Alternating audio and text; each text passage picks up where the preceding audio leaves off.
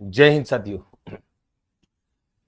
उद्देश्य वाले पूरे खंड पर, संपूर्ण खंड पर बहुत विस्तृत और बड़ी शानदार समझ हमारी बनी है। मेरा ऐसा मानना है क्योंकि प्रत्येक पक्ष को लेकर के, व्यवहार के प्रत्येक पक्ष को लेकर के हमने बहुत अंदर तक जाकर के चर्चाएं की हैं और बहुत ज्यादा अच्छे तरीके से प्रत्येक पक्ष के उद्देश्यों के वर्गीकरण को, उनमें निहित कार्यसूचक क्रियाओं को समझा है।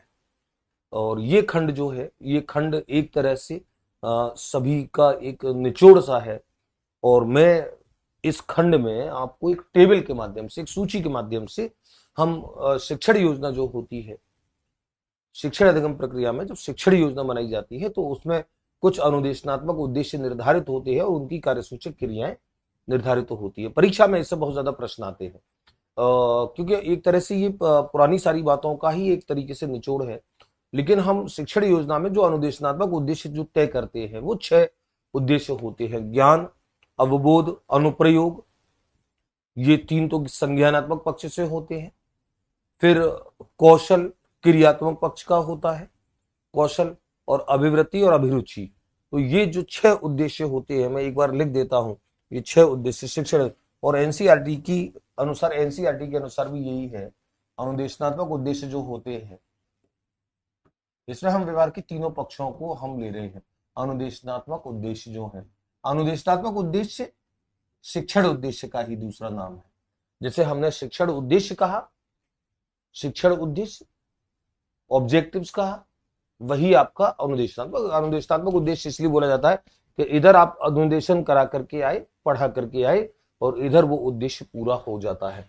तो अनुदेशनात्मक उद्देश्य जो है वो आपके कौन कौन से होते हैं? ज्ञान, ज्ञान, अवबोध, ज्ञान, अवबोध, अनुप्रयोग, अनुप्रयोग जिसे ज्ञानोपयोग भी बोलते हैं, ज्ञानोपयोग,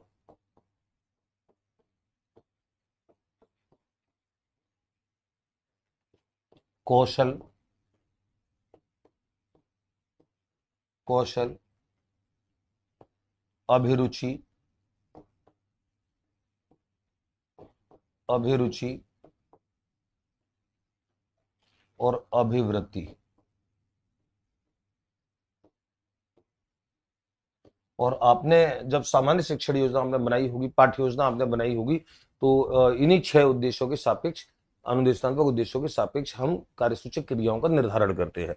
तो ये 6 उद्देश्य, आप 6 उद्देश्यों को, इनको गौर से जब आप देखेंगे, जब आप इन्हें गौर से देखेंगे तो आपको ये पता लगेगा कि ज्ञान, अवबोध, अनुप्रयोग, ये तो संज्ञानात्मक पक्ष से हैं, ये संज्ञानात्मक पक्ष के उद्देश्य हैं।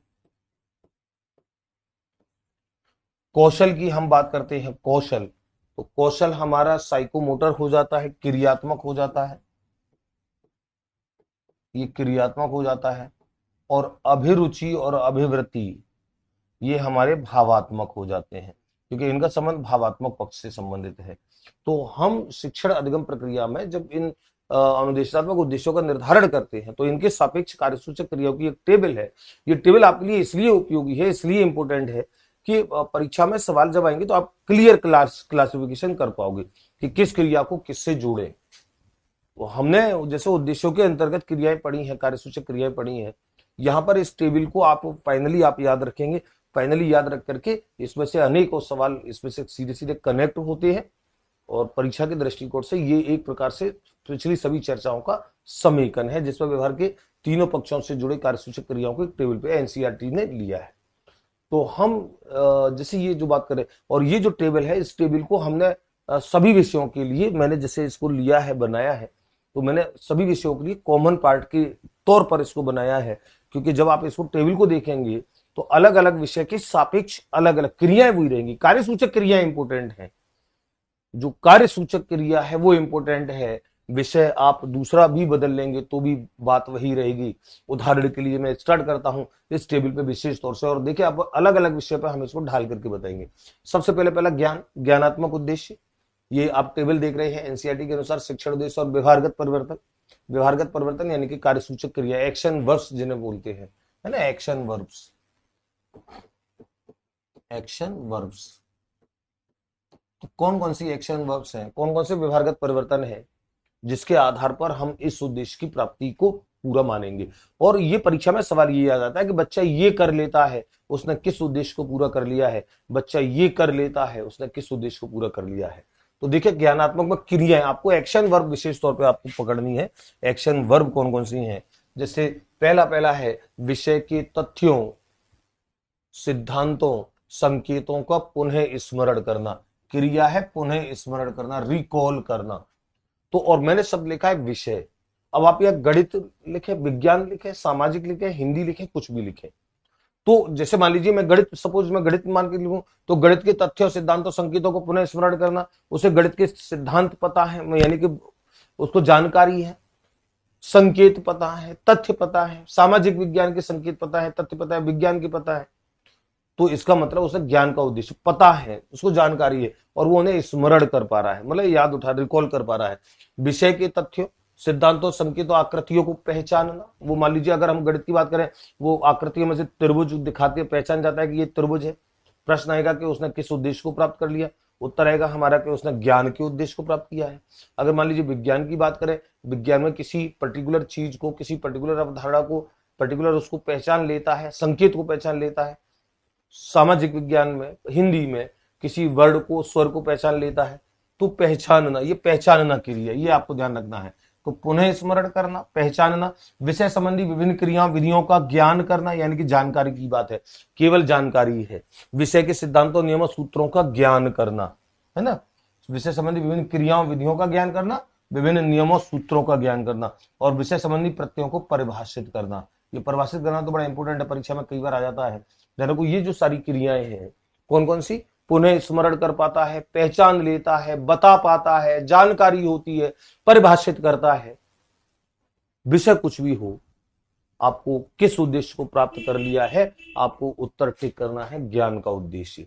यानी कि जानकारी होना, बता पाना, पुनः स्मरण करना, पहचानना, परिभाषित करना, ये जो सारी क्रियाएं हैं, विषय कोई भी हो, ये सारी क्रियाएं जाकर के जुड़ेंगी ज्ञानात्मक उद्देश्य से। और ध्यान रखो, ये जैसे अनुदेशनात्मक उद्देश्य हमने जो लिखे हैं, इस अनुदेशनात्मक उद्देश्य में विश्लेषण नहीं है, ज्ञान संज्ञानात्मक पक्ष के केवल 3 है। तो विश्लेषण वाली जो क्रियाएं हैं, विभेद करना है, विश्लेषण करना, अंतर तुलना जो है वो अवबोध में आएंगी, मैं भी आपको बताता हूं। तो ये सारी क्रियाएं प्रश्न परीक्षा में ये कई बार आया है कि एक बालक मान लीजिए गणित के या विज्ञान के या सामाजिक के या पर्यावरण के किसी अवधारणा को परिभाषित कर देता है, उसने किस उद्देश्य को प्राप्त कर लिया है। परिभाषित करना ज्ञान उद्देश्य की प्राप्ति का सूचक है। एक बालक ने पर्यावरण के या विज्ञान के या सामाजिक के या गणित के किसी भी विषय के सिद्धांत बता दिया है, सूत्र बता दिया है, या कुछ पहचान लिया है, उसने किस उद्देश्य को प्राप्त कर लिया है, ज्ञान के उद्देश्य को प्राप्त कर लिया है। तो ये सारी क्रियाएं ज्ञान के उद्देश्य। अवबोध की ध्यान रखेंगे, अवबोध की बड़ी इंपॉर्टेंट है। अवबोध की क्रियाएं जो है परीक्षा में प्राय पूछी जाती हैं। अवबोध में कौन कौन सी क्रियाएं हैं, यहां पर भी प्रत्येक विषय के लिए काम चलेगा। मैंने विषय का नाम नहीं लिखा है, शब्द लिख दिया विषय। विषय के सिद्धांतों, सूत्रों, नियमों का विश्लेषण करना। विश्लेषण अगर बच्चा कर पाता है, विषय के विभिन्न प्रत्ययों में अंतर करना, तुलना करना, संबंध स्थापित करना, अंतर, तुलना, संबंध। और ये प्रश्न तो अभी रिसेंटली परीक्षा में भी आया था, एक बालक अंतर कर लेता है किसी 2 अवधारणाओं में, उसने किस उद्देश्य को प्राप्त कर लिया, अवबोध को प्राप्त कर लिया है। व्याख्या करना, प्रत्ययों की व्याख्या करना। कोई भी विषय, हिंदी, अंग्रेजी, गणित, विज्ञान, सामाजिक, पर्यावरण, उसके प्रत्ययों की व्याख्या बच्चा कर लेता है। ध्यान रखो, बता पाना और व्याख्या करना ज्यादा इंपॉर्टेंट है, मतलब ज्यादा ऊंचा काम है, आगे का काम है। तो एक बच्चा जब तक, और ये बात हम पहले कर चुके हैं कि जब तक ज्ञान का उद्देश्य प्राप्त नहीं करेगा तब तक अवबोध का उद्देश्य प्राप्त नहीं कर सकता है। तो अवबोध का उद्देश्य ज्ञान का उद्देश्य से आगे है। तो ज्ञान में जहां बच्चा बता पाता है, जानकारी होती है, परिभाषित करता है, अवबोध में आकर के वो उनकी व्याख्या भी करता है, अंतर भी करता है, तुलना करता है, संबंध स्थापित करता है। विषय की क्रिया अवधारणा में त्रुटि का पता लगाना, ध्यान को त्रुटि का पता लगाना किसी क्रिया में, किसी अवधारणा में, ये अवबोध उद्देश्य की प्राप्ति का सूचक है। विषय के ज्ञान को क्रमबद्ध रूप से व्यक्त करना अवबोध का सूचक है। अनुमान लगाना, उदाहरण देना, ये बड़े इंपॉर्टेंट है। अनुमान लगाना, उदाहरण देना, अंतर करना, ये जो क्रियाएं हैं, अंतर करना, तुलना करना, संबंध स्थापित करना, अनुमान लगाना, उदाहरण, ये सबसे ज्यादा परीक्षाओं में आती है। सबसे ज्यादा व्याख्या करना सबसे ज्यादा परीक्षा में आती है। बच्चा ये कर पाता है, बच्चा वो कर पाता है, अंतर कर, तो उसने किस उद्देश्य को प्राप्त कर लिया। वहां पे आपका पूरा फोकस आपको उस क्रिया को पहचानने में, उस एक्शन वर्ब को पहचानने में रहेगा। तो एक बच्चा अगर सही अनुमान लगा पा रहा है, बच्चा सही उदाहरण दे पा रहा है। मान लीजिए एक बच्चे से आप कोई अवधारणा पूछ रहे, बच्चे ने परिभाषित कर दी उदाहरण के लिए। मैं छोटा सा एग्जाम्पल एक गणित से उठाता हूं। मान लीजिए आपने कहा कि बच्चों बताओ अभाज्य संख्याएं कौन सी होती हैं, और बच्चा अभाज्य संख्याओं की परिभाषा दे रहा है कि ऐसी संख्याएं जो स्वयं से या एक से ही विभाजित होती हैं, उनमें एक के और स्वयं के अलावा अन्य किसी संख्या का भाग नहीं जाता है, वे संख्याएं अभाज्य होती हैं। उस बच्चे ने परिभाषित कर लिया है, इसका मतलब ज्ञान का उद्देश्य प्राप्त कर लिया है। अब आप उससे पूछते हो कि उदाहरण दो, एक उदाहरण दो कौन सी संख्या अभाज्य है, और बच्चा उदाहरण में देता है कि सर जैसे 9 9 अभाज्य है। उसका उदाहरण गलत है, 9 अभाज्य नहीं है, क्योंकि 9 में एक के और खुद 9 के अलावा 3 का भी भाग जाएगा, तो 9 वास्तव में भाज्य संख्या होती है। तो बच्चे ने परिभाषा, तो हम ये मान लेंगे कि उस बच्चे ने परिभाषा को रटा है, केवल उसे जानकारी अवबोध उसने नहीं किया है। तो बच्चा सही उदाहरण एग्जाम्पल सेट करता है, अनुमान सही लगाता है, क्रमबद्ध रूप से ज्ञान को व्यक्त करता है, व्याख्या करता है, संबंध स्थापित करता है, अंतर करता है, तुलना करता है, विश्लेषण करता है। आंख बंद करके परीक्षा में जब भी सवाल आएगा, अवबोध का उद्देश्य पूरा माना जाएगा। ये अवबोध उद्देश्य की प्राप्ति का सूचक है। तो आपको कनेक्ट इस तरीके से करना है। ये जो अनुदेशनात्मक उद्देश्य है, इनकी कार्यसूचक क्रियाओं की ये टेबल जो है, ये आपके कई सारे सवालों से सीधे सीधे कनेक्ट होगी, और आप इसे प्रत्येक विषय के संदर्भ में आप इसको याद रखेंगे। तो दूसरा उद्देश्य, पहला ज्ञान हो गया, दूसरा अवबोध हो गया, तो संज्ञानात्मक पक्ष के दोनों, और ये भी संज्ञानात्मक पक्ष का है। तीसरा उद्देश्य है अनुप्रयोगात्मक उद्देश्य। अनुप्रयोगात्मक, जिसे हम ज्ञानोपयोग भी बोलते हैं। ज्ञानोपयोग, एप्लीकेशन ऑफ नॉलेज। एप्लीकेशन यानी कि बच्चा ज्ञान का उपयोग कर पा रहा है। तो कौन सी एक्शन वर्ब्स ऐसी हैं, कौन सी क्रियाएं ऐसी हैं जो परीक्षा में आ गई और उस आधार पर ये पूछा गया कि किस उद्देश्य को प्राप्त कर लिया है, हमको ज्ञानोपयोग यानी कि अनुप्रयोग कब टिक करना है। समस्या समाधान की सर्वोत्तम विधि का चयन करना। सर्वोत्तम विधि का चयन करना, एक समस्या के समाधान में एक बालक सबसे बेस्ट मेथड क्या हो सकता है, सर्वोत्तम विधि क्या हो सकती है, इसका चयन करने में सक्षम है। इसका मतलब उसने ज्ञानोपयोग का उद्देश्य प्राप्त कर लिया है। वो समस्या किसी भी क्षेत्र से, किसी भी विषय से संबंधित हो सकती है। किसी समस्या को हल करने हेतु विभिन्न विचार व्यक्त करना, ध्यान रखो, अलग अलग प्रकार के विचार व्यक्त करना, यानी कि उसके विचारों में विविधता होना, डाइवर्सिटी होना। तो विविधता होना, विभिन्न विचार व्यक्त करना, यह अनुप्रयोग का, ज्ञानोपयोग के उद्देश्य की प्राप्ति का सूचक है। विषय की क्रिया अवधारणा में त्रुटि में सुधार करना। आपको अभी पता है, अभी हमने अवबोध में लिखा था त्रुटि का पता लगाना। त्रुटि का पता अवधारणा में, क्रिया में, गणित का कोई सवाल है, विज्ञान की कोई अवधारणा है, सामाजिक विज्ञान की अवधारणा है, पर्यावरण की अवधारणा है, उसमें त्रुटि का पता लगा रहा है, इसका मतलब उसके अंदर अवबोध है। और अगर त्रुटि में सुधार करने में भी सक्षम है, इसका मतलब उसने ज्ञानोपयोग के उद्देश्य को भी प्राप्त कर लिया है। तो त्रुटि का पता लगाना अवबोध, त्रुटि में सुधार करना अनुप्रयोग। पुष्टि करना, एक बच्चा पुष्टि करता है, सामान्यीकरण करना, ये क्रियाएं आपको याद रखनी है। पुष्टि, सामान्यीकरण, त्रुटि में सुधार, विभिन्न विचार व्यक्त करना, और सर्वोत्तम विधि का चयन करना। ये एक्शन वर्ब्स हैं। ये एक्शन वर्ब्स है जो आपको विशेष तौर पे आपको दिमाग में रखनी है। तो सर्वोत्तम विधि का चयन करे बच्चा व्यवहारिक परिस्थितियों में। एक जैसे इसमें चीज और लिख दे, प्राप्त किए गए और सीखे गए ज्ञान को व्यवहारिक स्थितियों में, मैं इसमें अलग से मेंशन कर देता हूं। ज्ञान को व्यवहारिक स्थितियों में, ज्ञान को व्यवहारिक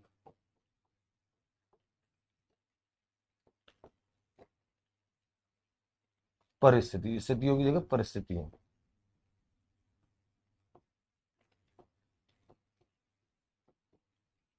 में उपयोग करना।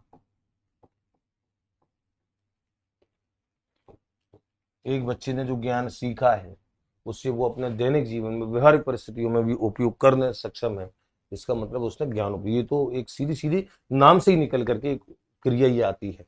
व्यवहारिक परिस्थितियों में उपयोग करना, सर्वोत्तम विधि का चयन करना, त्रुटि में सुधार करना, विभिन्न विचार व्यक्त करना, पुष्टि करना, सामान्यीकरण करना, ये सब क्रियाएं अगर आएंगी आपको सीधे सीधे कनेक्ट करनी है, ये अनुप्रयोगात्मक उद्देश्य से जुड़ी है।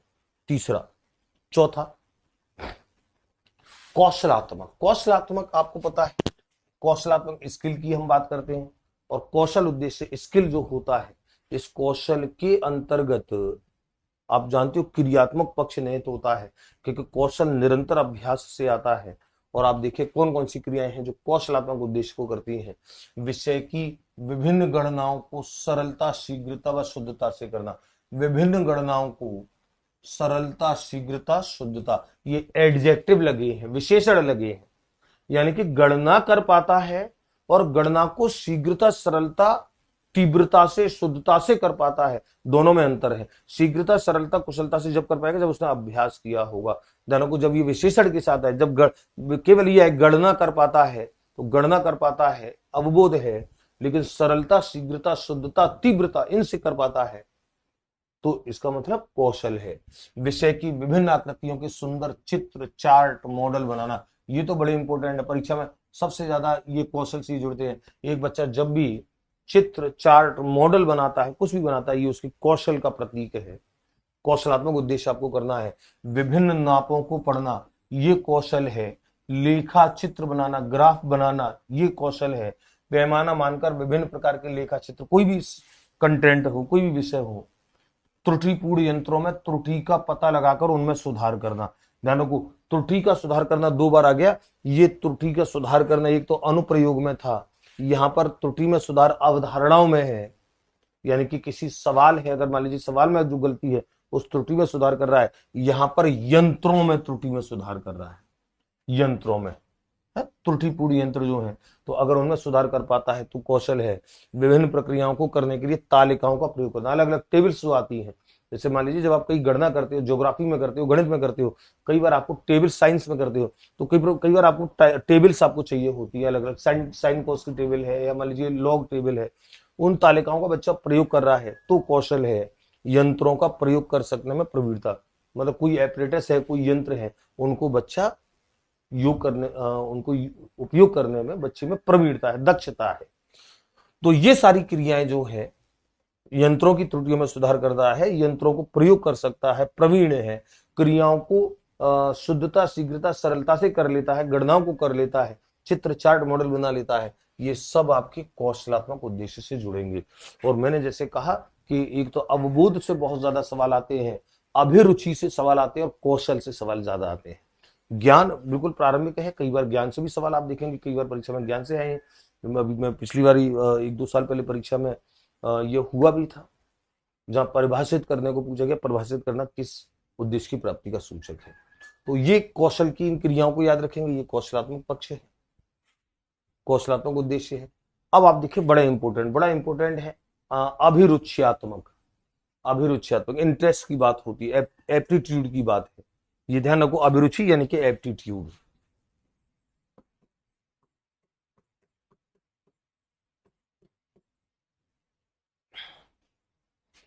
ये स्किल,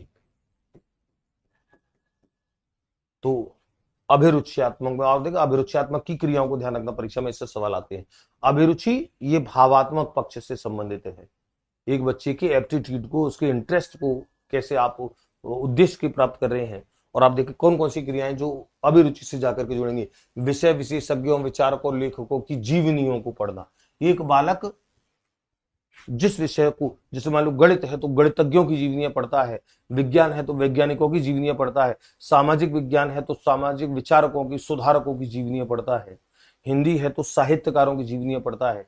इसका मतलब उसने किस उद्देश्य को प्राप्त कर लिया है। तो जीवनियां पढ़ना इस बात का द्योतक है, इस बात का प्रतीक है कि उसकी उसमें रुचि है। तो जब भी प्रश्न आएगा जीवनियां पढ़ता है, विषय कोई भी हो, आप उसको तुरंत अभिरुचि उद्देश्य से जोड़ेंगे। विषय अध्यापक एवं विद्यार्थियों के मध्य मधुर संबंध होना। एक विषय अध्यापक है, गणित के अध्यापक से मधुर संबंध है, एक विद्यार्थी के विज्ञान के अध्यापक से मधुर संबंध है, सामाजिक के या हिंदी के या अंग्रेजी के या संस्कृत के, किसी भी अध्यापक से उसके मधुर संबंध है। और मैं कई बार ऑफलाइन क्लास में इस बात को मैं बता चुका हूं कि किसी भी अध्यापक को पसंद करना या उससे मधुर संबंध होना अ- ये अधिकांशतः है, इस बात का प्रतीक होता है कि उस विषय में उसकी रुचि है। क्योंकि अगर विषय में रुचि नहीं होगी, मान लीजिए अगर किसी बच्चे को गणित में रुचि है, उसे गणित का टीचर सबसे अच्छा लगेगा, वो हमेशा ये चाहेगा कि इसका पीरियड कब आएगा। लेकिन अगर किसी बच्चे को गणित में रुचि नहीं है, तो गणित का टीचर आएगा तो उससे तो वो अमरीशपुरी लगेगा, वो तो ये सोचेगा कि ये अमरीशपुरी कब आकर के कब जाए यहां से। तो विषय अध्यापक से मधुर से, और ये प्रश्न परीक्षा में आया हुआ है कि एक बालक के इस विषय के अध्यापक से मधुर संबंध है, ये किस उद्देश्य की प्राप्ति का सूचक है। अभिरुचि यानी कि रुचि का उद्देश्य पूरा हो गया है। विषय की समस्याओं से संबंधित अधिक से अधिक प्रश्न पूछना, यानी कोई ये बड़ा इंपॉर्टेंट है, ये प्रश्न पूछना किसका प्रतीक है, अभिरुचि का प्रतीक है। यानी बच्चे को रुचि है, वो जानना चाहता है और अधिक जानना चाहता है, इसलिए प्रश्न पूछ रहा है। तो विषय से संबंधित अधिक से अधिक प्रश्न पूछना, ये अभिरुचि से जुड़ेंगे। पुस्तकालयों वाचनालयों में जाकर पढ़ना, पुस्तकालयों वाचनालयों में जाकर पढ़ना। विषय संबंधी विभिन्न पहेलियां पूछना और निर्माण करना। विषय संबंधी चित्रों को एकत्रित कर एल्बम बनाना। ध्यान रखो, अगर एल्बम बनाता है, ये भी उस विषय में पर्टिकुलर, उस विषय में उसकी अभिरुचि का प्रतीक है। विषय के क्लबों की क्रियाओं में रुचि लेना। ये जो सारी क्रियाएं हैं, आपको विशेष तौर पर जीवनीयां पढ़ता है, पुस्तकालय में वाचनालय में जाकर के उस विषय से संबंधित सामग्री पढ़ता है, उस विषय के अध्यापक से मधुर संबंध है, उस विषय से संबंधित नई नई पहेलियों का निर्माण बच्चा कर रहा है, उस विषय से संबंधित चित्रों को एकत्रित करके एल्बम बना रहा है, इसका मतलब उसका इंटरेस्ट है, उसकी अभिरुचि है उस विषय में, उसने अभिरुचि के उद्देश्य को प्राप्त कर लिया है। और मैंने कहा कि ये अभिरुचि की क्रियाओं को दिमाग में, एक बार दिमाग में आपके में सेट हो जाएंगी, फिर आपको रटनी बिल्कुल नहीं है कि कौन सी चीज ज्ञान से जाकर टच हो रही है, कौन सी क्रिया अवबोध से जाकर के, कौन सी स्किल से, कौन सी ज्ञानोपयोग से, कौन सी अभिरुचि से। तो ये अभिरुचि की बड़ी इंपॉर्टेंट है, इसे मैं इंपॉर्टेंट डाल दूं, इसको अभिरुचि वालियों को भी विशेष तौर पर ध्यान रखना, परीक्षा में ये भी बहुत ज्यादा जुड़ती है परीक्षा में। और लास्ट अनुदेशनात्मक उद्देश्य जिससे जुड़ी क्रियाएं आपको याद रखनी है, अभिवृत्त्यात्मक यानी कि एटीट्यूड, और ये भी अफेक्टिव डोमेन का होता है। विषय के दृष्टिकोण की बात है, विषय के प्रति सकारात्मक एवं आशावादी दृष्टिकोण रखना।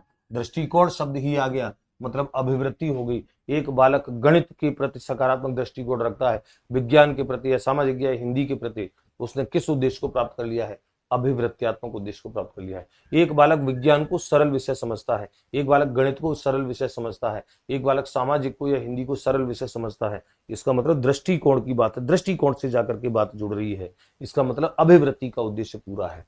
तो सरल समझ रहा है या सकारात्मक दृष्टिकोण, एक ही बात है। कार्य को व्यवस्थित तरीके से करने की आदत डालना, व्यवस्थित तरीके से करने की आदत डलती है, ये उसका एटीट्यूड है, अभिवृत्ति है। असफलताओं से विचलित ना होना, ये उसका दृष्टिकोण है, ये उसका एटीट्यूड है। प्रत्येक कार्य को आत्मविश्वास एवं धैर्य से करना, ये उसका एटीट्यूड है। तो परीक्षा में जैसे सवाल आएगा कि एक बालक किसी विषय को, प्राय इसमें से अभिवृत्ति में से प्राय जो सवाल आता है, इस उद्देश्य की प्राप्ति का सूचक बनकर के जो सवाल पूछा जाता है, एक सवाल आता है कि एक बालक इस विषय को सरल समझता है, उसने किस उद्देश्य को प्राप्त कर लिया है। तो जब भी विषय को सरल समझे, विषय के प्रति सकारात्मक या धनात्मक दृष्टिकोण की बात आए, अभिवृत्ति के उद्देश्य को आप सीधे सीधे टिक करेंगे। कार्य को व्यवस्थित तरीके से करें, असफलताओं से विचलित ना हो, धैर्य हो, आत्मविश्वास हो, ये सारे शब्द आपके दृष्टिकोण को प्रदर्शित करते हैं, अभिवृत्ति के उद्देश्य को पूरा कर लिया है। तो विद्यार्थियों, ये आप समझ रहे हैं, इन 6 उद्देश्यों के सापेक्ष ये टेबल जो है, ये टेबल आपको थोड़ा सा व्यवस्थित करके पुरानी सारी जो क्रियाएं हमने पढ़ी हैं उन सबको समेट करके ला करके, और प्राय इन 6 अनुदेशनात्मक उद्देश्यों में से सवाल अक्सर कर आते हैं। आप देखेंगे आपने जो संपूर्ण उद्देश्य पढ़े हैं उसने आपके ज्ञान का एक बेस बनाया है, उसके आधार पर सारे के सारे क्रमबद्ध तरीके से ये अभिवृत्ति की थी, ये अभिरुचि की है, अभिरुचि को विशेष तौर पर याद रखना है।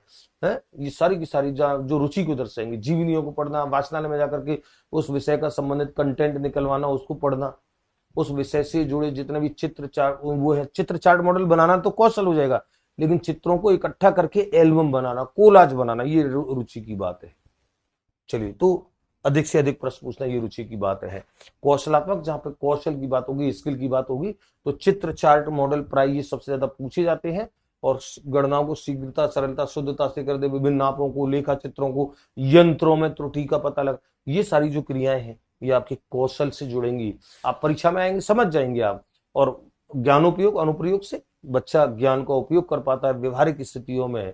सर्वोत्तम विधि का चयन, इसको विशेष तौर पर ये परीक्षा में कई बार आती है। एक बालक समस्या समाधान की सर्वोत्तम विधि का चयन करता है, किस उद्देश्य को प्राप्त कर लिया है, ज्ञानोपयोग को प्राप्त कर लिया है। विभिन्न विचार व्यक्त करना, त्रुटि में सुधार करना, अवधारणाओं में त्रुटि में सुधार करना, पुष्टि करना, सामान्यीकरण करना। को ये पुष्टि और सामान्यीकरण ये भी आपको विशेष तौर पे याद रखनी है, ये इंपोर्टेंट क्रियाएं हैं अनुप्रयोग की। और अवबोध का मैंने आपको बताई दिया, अवबोध की इंपोर्टेंट आपको ध्यान रखनी है। अंतर करना, तुलना करना, संबंध स्थापित करना, अनुमान लगाना, उदाहरण देना, व्याख्या करना, ये ज्ञान से ज्यादा है, ज्ञान से आगे की बात है। ये सारी की सारी क्रियाएं अवबोध में आपको कनेक्ट करनी है। और सबसे पहला ज्ञान था ही, ज्ञान जहां पे बच्चे को जानकारी होती है, बच्चा बता देता है, बच्चा सूत्र बता पाता है, सूत्र बता रहा है, सिद्धांत बता रहा है, परिभाषा बता रहा है, बस बता रहा है। आपने कहा इसकी व्याख्या कर, व्याख्या नहीं कर पा रहा है, इसका मतलब ज्ञान का उद्देश्य तो है, अवबोध का उद्देश्य नहीं है। तो विद्यार्थियों, इस खंड के अंतर्गत जो हमारी बातचीत है और इसमें हमने जिन क्रियाओं को देखा है, उद्देश्य जब जब आप पढ़ते हो, उद्देश्य का खंड कंप्लीट यहां पर आकर के होता है। जब जब आप उद्देश्य पढ़ते हो, आपके लिए बिल्कुल प्रारंभ के वीडियो से लेकर के अंत तक की और इतनी विस्तृत समझ जब आपकी बन जाती है, तो फिर परीक्षा में जब ऐसे सवाल, जो सवाल बन करके आते हैं, बन करके आने का मतलब होता है कि लिटरली कई बार आप देखेंगे परीक्षा के नेचर में कई बार सवाल ऐसे आते हैं जो सवाल आपको किताब में डायरेक्ट लिखे नहीं मिलते हैं, नोट्स में डायरेक्ट लिखे नहीं मिलते हैं। उन सवालों में आपको निर्णय लेना होता है अपनी सोच से, अपनी समझ से। लेकिन प्रश्न ये है कि वो सोच समझ आती कहां से, वो उसकी नींव क्या होती है सोच समझ की। वो जो आप निर्णय लोगे, वो नींव यही जानकारियां सारी होती हैं। आपको ये सब कुछ समझना होता है, और ये सब कुछ जब समझते हैं आप, उसके बाद फिर जो परीक्षा में कुछ नए प्रकार का प्रश्न आ गया, कुछ दो चार प्रश्न हमेशा ऐसे आकर के गिरते ही हैं परीक्षा में जो बिल्कुल नए प्रकार के होते हैं, और उन्हें आप किसी किताब में, नोट्स में, उसमें ढूंढते हो, वो आपको डायरेक्ट प्रत्यक्ष मिलता नहीं है, लेकिन वो कहीं ना कहीं उन सारी थ्योरीज में निहित जरूर होता है। तो वो सारी थ्योरीज में निहित होता है, तो सारी थ्योरीज अगर आपने अच्छे से समझी होंगी, दिमाग में समाहित की होंगी, तो फिर निश्चित तौर पर उन प्रश्नों में सही उत्तर क्या हो सकता है, इस बात का निर्णय लेने में आपको कठिनाई नहीं होती है। फिर आप बड़े अच्छे तरीके से आत्मविश्वास पूर्वक और करेक्ट निर्णय आप ले पाते हैं। तो मैं इस पूरे उद्देश्य खंड का ये यहाँ पर समापन है, और पूरे उद्देश्यों के समस्त वीडियोस को आप क्रम से, एक बढ़ते क्रम में जब आप देखेंगे, फिर सारी की सारी अवधारणाएं आपकी क्लियर होंगी, सारे के सारे उद्देश्य वर्गीकरण क्लियर होंगे, सारे के सारे संशोधन जो हुए हैं वो क्लियर होंगे, सारी की सारी एक्शन वर्ब्स जो हैं वो क्लियर होंगी। व्यवहार के तीनों पक्षों के सापेक्ष अलग अलग उद्देश्य, उनके अलग अलग कार्यसूचक क्रियाएं, एक्शन वर्ब्स, और वो सारा कुछ। और फिर जब ये सब कंप्लीट हो जाता है, फिर मैं समझता हूं, फिर ये कॉमन टॉपिक है शिक्षण विधियों में। आपको इसे कॉमन टॉपिक के अंतर्गत मैंने जैसे पृथक से ये बच्चों को बता दिया है कि कॉमन टॉपिक्स में हम वो विषय, वो सारे कंटेंट को पढ़ेंगे जो प्रत्येक शिक्षण विधि में जाकर के टच होंगे, और फिर प्रत्येक विषय की अपनी जो पृथक शिक्षण विधि है उसकी वीडियोस तो फिर अलग अलग होती है, वो पृथक पृथक हमको पढ़नी होती है। तो चलिए विद्यार्थियों, ये सारा संपूर्ण खंड कंप्लीट है, और फिर नए किसी कॉमन टॉपिक से हम लोग शुरुआत करेंगे। अच्छी तरीके से हम लोगों को बात करनी है। सिलेबस के अन्य खंडों पे हमारी मुलाकात होनी है, होती रहती है। बहुत अच्छे से आप लोग इसे देखिएगा। नमस्कार। जय हिंद, जय भारत।